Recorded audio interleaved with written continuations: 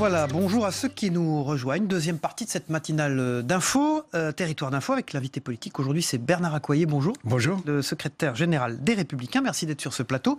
Et pour vous interroger, à mes côtés aujourd'hui, Michael Zamès, le spécialiste politique de Public Sénat. Bonjour Michael.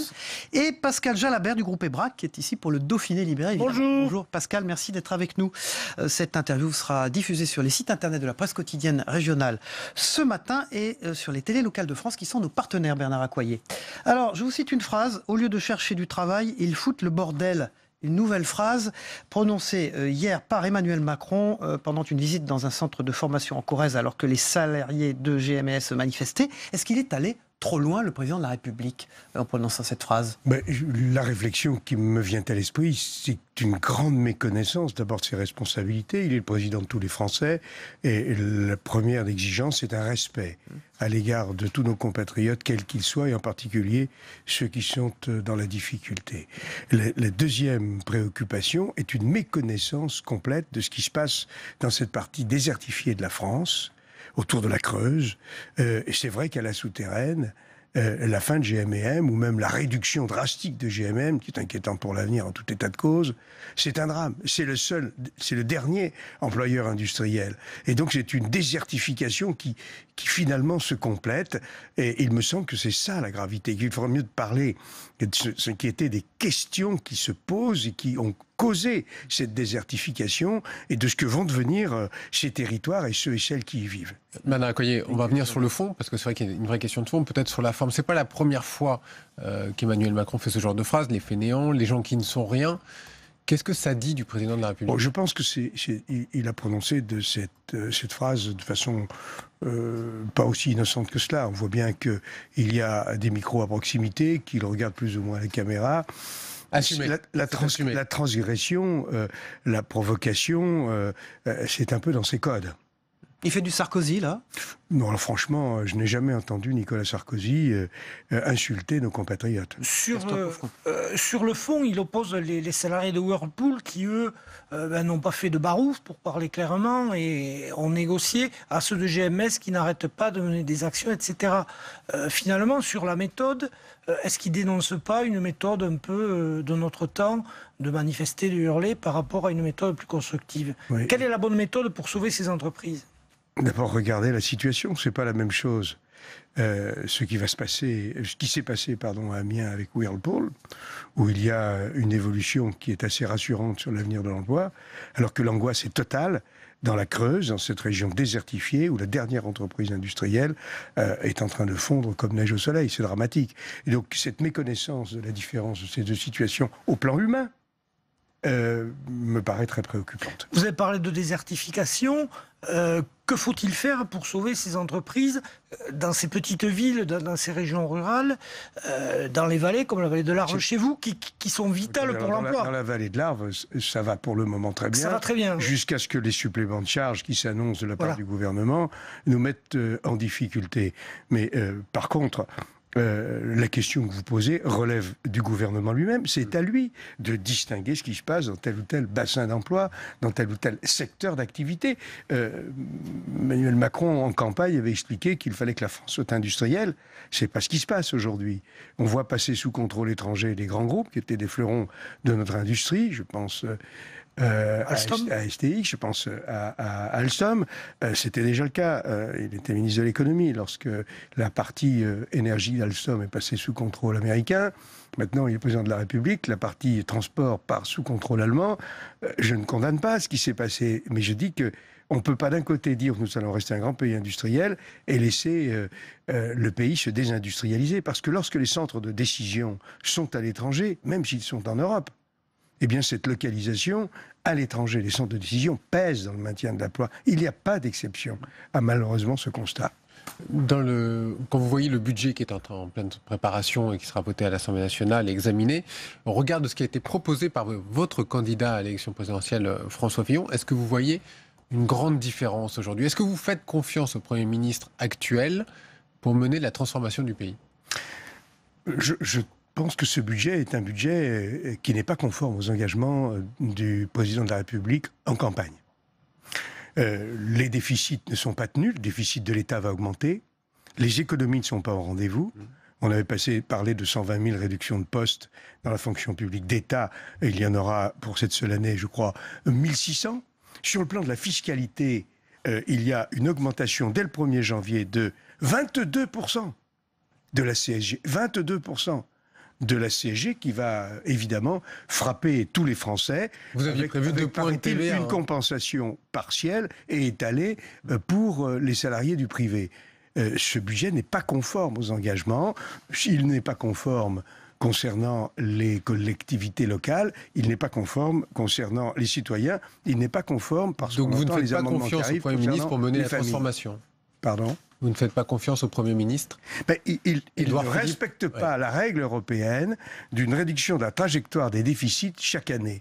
Or, il se présente comme un Européen convaincu. Ça tombe bien, j'en suis un également. Quand on est un Européen convaincu et qu'on a été prendre solennellement des engagements pour donner à l'Europe des perspectives, on respecte un certain nombre de ces principes. Et j'ajoute à cela que ce budget se construit dans un contexte de croissance inespéré. Une conjoncture mondiale qui est favorable. Pascal Gelabert. Il y a quand même la baisse des cotisations, il y a la suppression partielle de l'ISF. Tout ça, c'était le programme de votre candidat. Que faut-il faire de plus, selon vous ? Ne mélangeons pas tout. Nous avions dans notre programme la suppression de l'ISF. Le gouvernement annonce la réduction importante de l'assiette de l'ISF. Nous sommes favorables, même si nous aurions préféré une abrogation totale, nous sommes favorables à cette réduction. Malheureusement, on voit bien que le gouvernement est déjà en train de reculer. Il est en train de reculer en prétendant taxer un certain nombre de biens, qui seraient des biens ostentatoires. Or, il y a une vérité, et certainement que M. Macron, qui est un banquier international, le sait. L'instabilité, en tout cas le doute dans les engagements de réduction fiscale, le doute dans la stabilité du paysage fiscal est quelque chose qui détruit la confiance. Donc dire aux investisseurs revenez, et alors que le budget n'est pas encore voté, faire marche arrière sur la mesure la plus symbolique pour rendre confiance aux investisseurs, ça n'est certainement pas d'une grande efficacité. C'est Bernard Accoyer, le secrétaire général des Républicains, qui est notre invité politique ce matin. Bernard Accoyer, donc vous êtes le secrétaire général de ce parti. Revenons sur l'exclusion de vos membres partis avec Emmanuel Macron. Mardi, le bureau politique a accouché d'une solution de compromis. Ils ont encore 8 jours pour s'expliquer. Alors, quelle explication attendez-vous d'eux? Et pourquoi 8 jours? Alors, d'abord, ne faisons pas une montagne du fait qu'un certain nombre de nos amis sont rentrés au gouvernement ou ont constitué un groupe. Peut-être pas vous personnellement, mais un groupe dissident à l'Assemblée nationale. Ils ont choisi de se rapprocher de la social-démocratie, parce que M. Macron, c'est la gauche moderne, c'est la social-démocratie. Ils sont en train de passer de la droite à la gauche, certes à la gauche modérée, mais à la gauche quand même. 8 jours de plus. Mais parce que nous ne sommes pas des coupeurs de tête et qu'ils attendent, pour pouvoir officialiser leur reclassement politique, une occasion. Et ils attendent cette occasion. Donc nous avons souhaité, au contraire, acter leur départ volontaire, parce que c'est de cela dont il s'agit. Ils quittent les Républicains pour passer aux côtés d'Emmanuel Macron dans la social-démocratie, dans la gauche moderne. Très bien, nous l'actons. Et nous ne parlons pas d'exclusion, nous actons ce départ. Et nous leur avons donné des délais pour qu'ils s'expliquent. Alors, il se trouve que j'ai dû accélérer le bureau politique parce que nous sommes en campagne et qu'il fallait compléter les postes dans une structure qui s'appelle la Haute Autorité. Mais encore une fois... Ça fait l'unanimité, ça? Oui, il y a eu l'unanimité, y compris Christian Estrosi, dont j'ai vu qu'il disait qu'il était contre. Dérive stalinienne. Alors, il est contre les exclusions, mais il était d'accord avec... Il est contre les exclusions, mais il était en tout cas avant-hier d'accord, il s'est joint à cette unanimité pour acter leur départ. Mais c'est la réalité. N'en faisons pas un drame. Il n'y a pas d'explosion de la famille. Dans la politique, les reclassements politiques sont quand même nombreux quand on regarde l'histoire politique. N'en faisons pas un drame. Il y en a un qui en fait un drame, c'est le secrétaire d'État à la transition énergétique, Sébastien Lecornu, qui est visé évidemment. Et il parle de position stérile et politicienne, de rétrécissement du parti. Est-ce qu'il a complètement tort ? Je pense qu'il est gêné, parce qu'effectivement, faire campagne pendant des années et pendant des mois, pour ce qui est de la campagne électorale, contre M. Macron, contre son programme, contre ses candidats, et du jour au lendemain rentrer dans son gouvernement, soutenir la hausse de la CSG de 22%, alors que, évidemment, nous sommes frontalement contre. C'est difficile. Donc, pour masquer cette gêne, ce qui est bien normal, on emploie des grands mots. On accuse ses anciens amis des pires intentions, avec des mots qui sont des mots de la gauche, disons-le, hein, c'est comme ça. Mais c'est pas grave. Ils étaient aux Républicains, ils ont choisi de se rapprocher de la démocratie, de la social-démocratie. Bon, si vous permettez, j'ai une dernière question, un peu technique peut-être, mais sur ce point. Les concernés, ils peuvent saisir aujourd'hui ce qu'on appelle la commission des recours de votre parti. Celui qui est responsable de cette commission, c'est Gilles Boyer, qui est devenu conseiller du Premier ministre. Est-ce qu'il doit quitter ses fonctions ? Mais franchement, est-ce que c'est important ? Est-ce que vous croyez que l'avenir du pays, que le débat politique, ça clarifie. Ce sont ces petites cuisines dont les Français sont complètement saturés. Nous parlons du fond. Nous considérons qu'il y a des mesures qui sont prises actuellement, qui étaient dans notre programme par le gouvernement. Nous les soutenons. C'est le Code du travail, c'est la réduction de l'assiette sur l'ISF, c'est la suppression des emplois aidés. Et il y a un budget qui est contraire à nos engagements parce qu'il augmente de façon considérable les impôts et en particulier la CSG. La question de nous sommes opposés. Et quand on est contre un budget, on est dans l'opposition. La question de Michael, est-ce que ce parti, aujourd'hui, sa direction en tout cas, est légitime pour demander ces exclusions? Voilà. Bien sûr qu'elle est légitime. Même avec Gilles Boyer à la tête de cette commission. Vous avez bien vu que nous avons là un certain nombre de personnalités qui utiliseront tous les recours. Et bien entendu que nous sommes très attentifs à la procédure qui est suivie pour répondre à votre question. Voilà, merci. Un mot juste, Laurent Wauquiez, vous le connaissez bien puisque c'est le président de votre région. Aujourd'hui, il est le seul candidat potentiellement capable de se présenter à l'élection. Est-il sain qu'il soit le seul candidat et peut-il rassembler autour d'un programme et de sa personnalité ? Oui, cette élection est importante. C'est notre congrès, les 10 et 17 décembre prochains, qui élira la nouvelle présidence.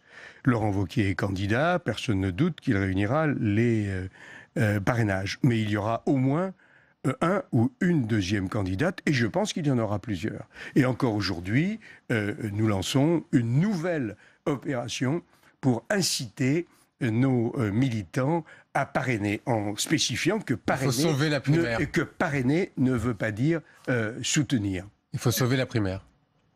Elle est en danger, la primaire. Ce n'est pas une primaire, c'est l'élection de notre prochaine présidence. Elle est en bonne voie, nous y avons mis toute notre attention. Je pense, encore une fois, qu'il y aura certainement 2 candidats. Je souhaite de tout cœur qu'il y en ait plusieurs. Je reviens sur les collectivités locales, puisque vous en avez parlé. Que faut-il leur dire aujourd'hui, puisque la confiance est rompue avec le gouvernement? On le voit très clair sur les associations d'élus. Quel message vous leur portez et quel message votre parti doit-il leur porter? D'abord, là encore, tout à l'heure, vous avez parlé du chef de l'État qui s'exprime avec un certain mépris à l'égard de certains de nos compatriotes. Je trouve que la façon dont le gouvernement traite les collectivités locales est particulièrement légère.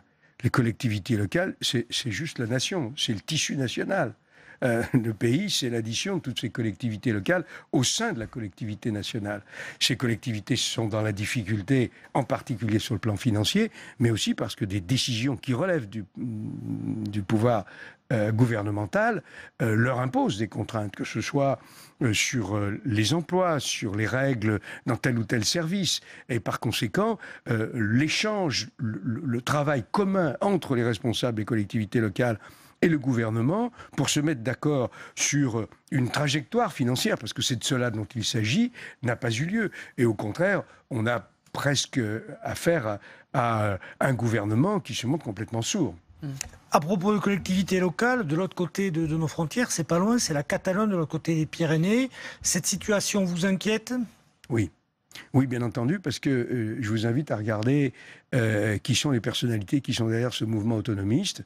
Ce sont des personnalités dont les programmes, les perspectives de développement d'un État catalan, parce que c'est ce qu'ils veulent, sont assez vertigineuses. Ça, c'est le premier point. Le deuxième point, c'est que dans la période que nous vivons, qui est une période très dangereuse, période de tension sécuritaire mondiale, commencer à remettre en cause l'unité des nations me paraît être extrêmement périlleux. Mais nous avons affaire à des gens qui sont proches des anarchistes, nous avons affaire à des gens qui sont dans la déconstruction systématique, attention, tout est fragile, y compris la paix. Bernard Accoyer, vous avez été le président de l'Assemblée nationale. Comment vous réagissez quand vous entendez que les députés de la France insoumise voulaient faire retirer le drapeau européen de l'hémicycle? Je précise que l'amendement a été rejeté. C'est moi-même qui ai souhaité que le drapeau de l'hémicycle en 2008, après que la France ait présidé l'Union européenne, nous avons gardé le drapeau. Et j'ai jugé que c'était opportun de ne pas l'enlever et qu'il reste, je l'espérais, fort longtemps. Et je pense qu'il restera fort longtemps. Mais nous avons les mêmes. Qui demande la suppression du drapeau européen? La France insoumise. Quel est le ressort de la France insoumise? La remise en cause de nos institutions, la remise en cause de la façon dont la démocratie vit dans notre pays. Attention, tout cela est dangereux. Et lorsque je vois le président de la République qui voudrait en faire ses seuls opposants, je dis attention encore une fois. Président du groupe des Républicains à l'Assemblée nationale, président de l'Assemblée nationale, aujourd'hui secrétaire général du parti. Quel a été de ces rôles-là celui que vous avez le plus apprécié? Mon honneur a été immense lorsque, moi qui ne suis pas un professionnel de la politique et qui ai travaillé 30 ans dans la vraie vie, avant vraiment de rentrer complètement dans la politique, j'ai été élu président de l'Assemblée nationale. Mais je dois dire qu'au plan humain, ce qui a été le plus fort pour moi a été de présider le plus gros groupe de l'histoire parlementaire française à l'Assemblée nationale, qui était un groupe de 365 députés, 60 ou 61 de plus humain que celui de LREM. Oui, ces rapports humains sont extrêmement profonds et j'en garde un souvenir souvent ému, mais aussi un grand plaisir, une grande joie. Merci Bernard Accoyer, actuel secrétaire général des Républicains, d'avoir été notre invité politique. Votre interview vous reprise ce matin sur tous les sites internet de la presse quotidienne régionale. On passe au débrief de vos propos dans un instant.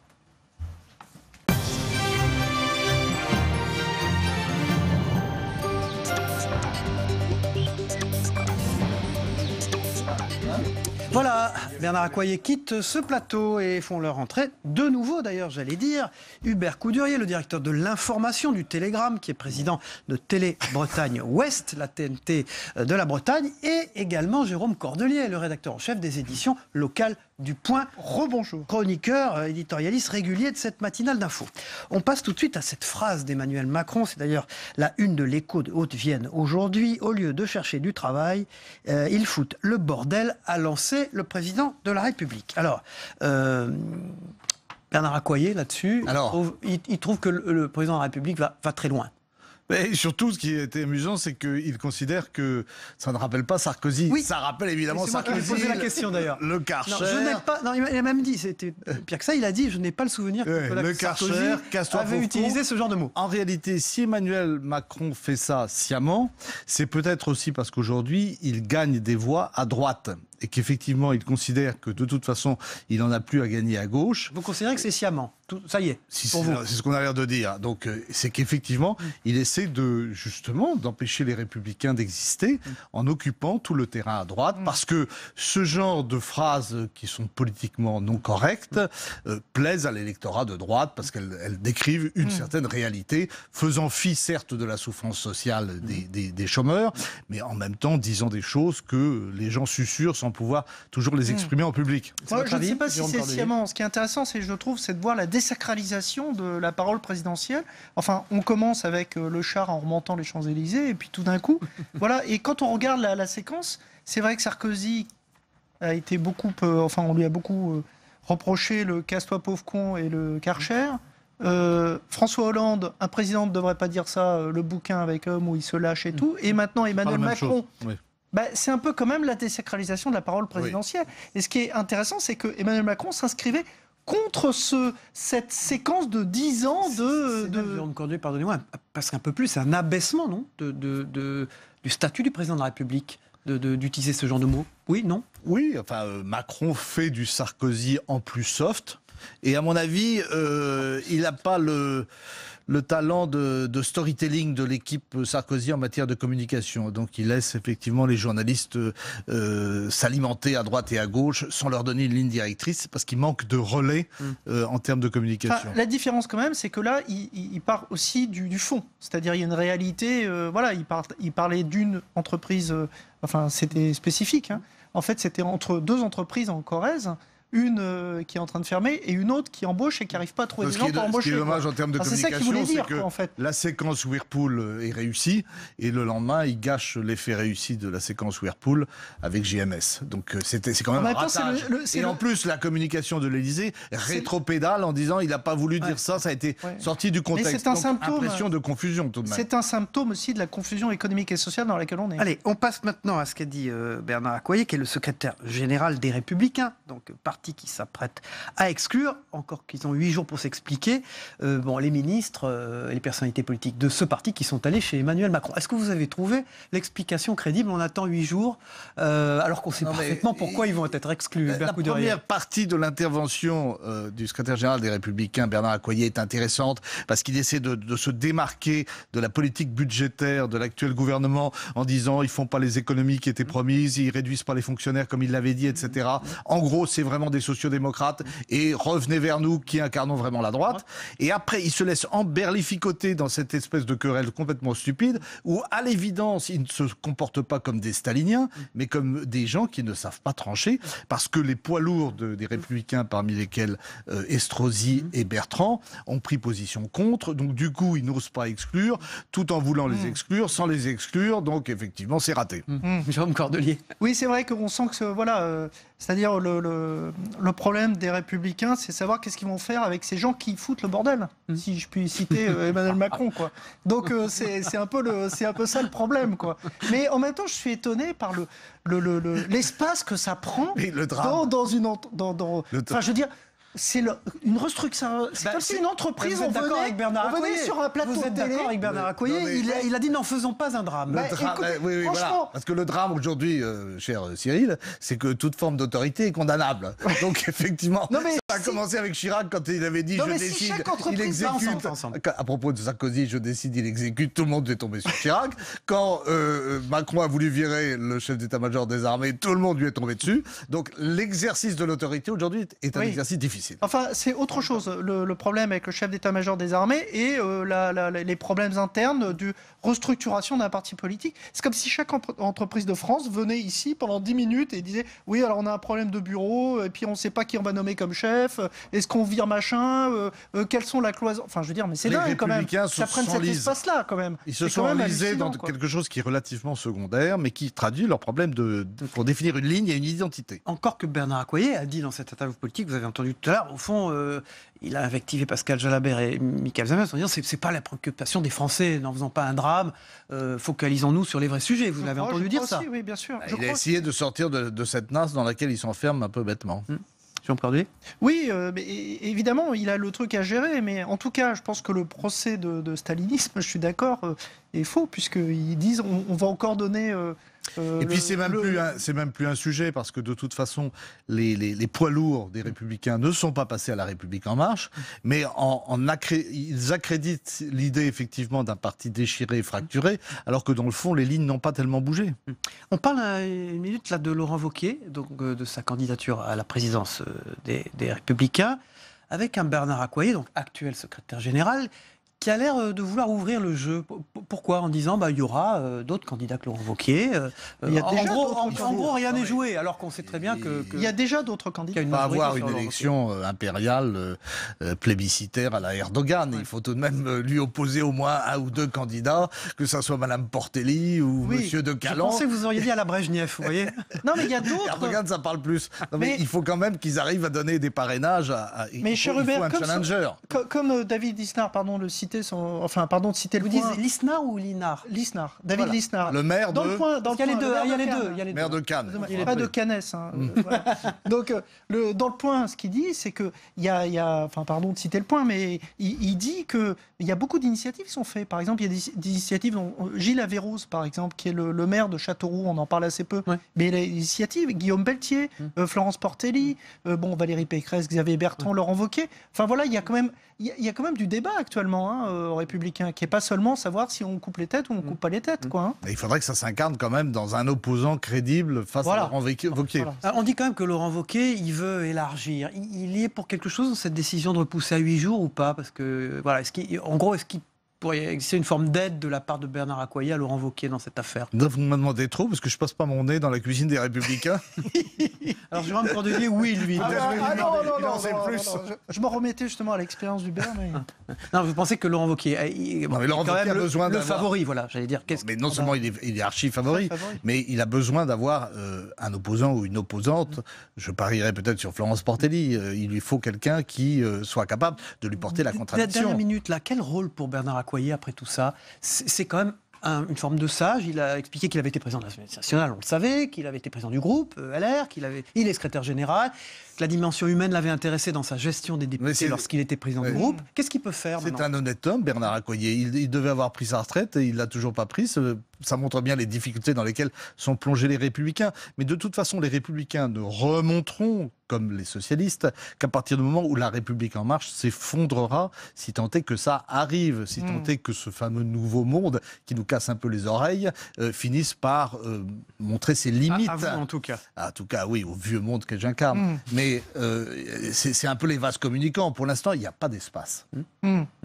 Jérôme Cordelier, sur cette analyse. Écoutez, dans le point, encore, je cite, mais dans le point spécial Marseille, il fait bien son job, hein, Cordelier. Interview de Jean-Claude Gaudin, où il dit on fait jamais. Enfin, les partis politiques ressurgissent de toute façon. Et Alain Juppé dit la même chose. Mais il dit ça, mais il cite Léon Blum. C'est Léon Blum qui disait ça. Voilà. Godin cite Léon Blum pour dire qu'il ne faut pas se passer des partis politiques. Il faut faire attention à ça. Un mot et pas un scoop. Jean-Claude Gaudin n'est pas candidat à sa succession. Non, mais dans l'interview, il dit, il met en garde ses amis en disant il faut faire attention parce qu'à Marseille, Mélenchon peut être populaire. Allez, Hubert Coudurier pense ça d'ailleurs. Merci beaucoup Hubert Coudurier, directeur de l'information. Merci Cyril. Président de TBO, et Jérôme Cordelier, qui s'occupe des éditions locales du Point, qui est rédacteur en chef. Merci Cyril. On passe tout de suite au Zap Monde, ce qui s'est passé dans le monde ces dernières heures avec notre partenaire TV5 Monde. On le regarde ensemble.